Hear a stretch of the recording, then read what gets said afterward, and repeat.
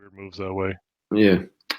We had a comment earlier that I brought up there, but it asked us to comment a little bit more about the launch phase ending before big payday. So, point I was making was launch phase.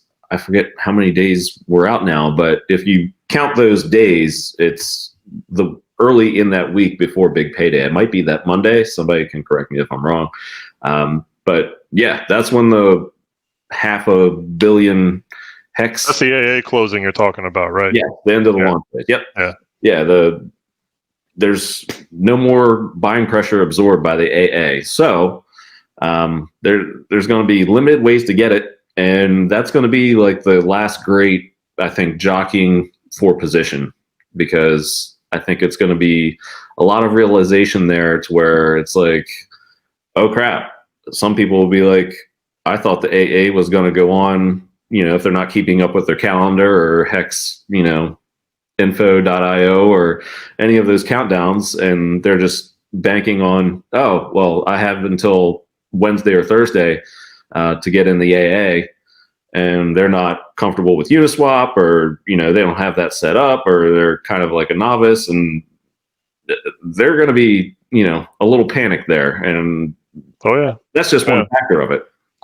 No, you're right. And people are naturally procrastinators. I'm guilty of myself in a lot of ways. So, unfortunately, not with Hex, but you're going to have people that they're going to wait till the last minute, and then they're going to be short sighted. There's a good point you bring up about the AA closing earlier than big payday, because that might make it bring a huge run up in Uniswap.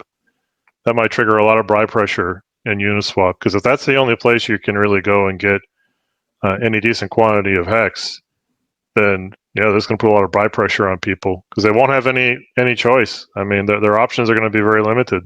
Yeah, I mean, your bet is half made at that point, and your options are limited, and that's where the real excitement starts for me. I think it's that Monday and Tuesday. Really, the whole process, I'm viewing it as that Monday, or whatever day time that launch phase ticks over. From that point through big payday, and I'd say into that next week, say the holiday, Thanksgiving, then I think we finally have kind of like a better idea of where we stand. Like the huge wave, hopefully, is has crashed, if you will, or I don't want to use that word, but you know what I mean? Like, no, I know exactly what you mean. Come through, and then I think that's the most volatile, I would think, that we could ever see with Hex price.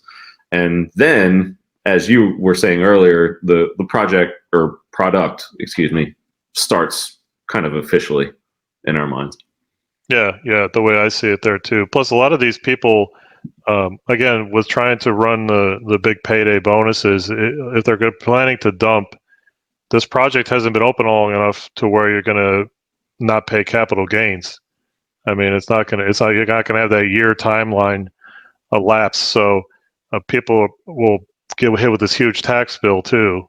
I don't think they realize what they might be doing to their own situation with that. So, the big part of this game is to stake and have your stakes come out maybe incrementally, so you can realize your interest, and maybe if you need to sell some principal, it depends on the Hex price at that time.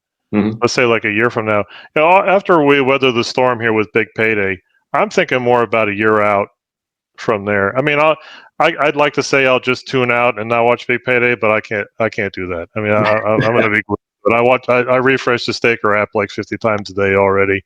So, I'll just be too curious to see how it goes. But the way I would try to keep the mentality stable is you just you go in with your price points. Bought Hex at this price, and I have a stake for a year, whatever, and I'll exit at this other price point. And maybe that's 10 cents, maybe it's a penny, maybe it's whatever, maybe $1.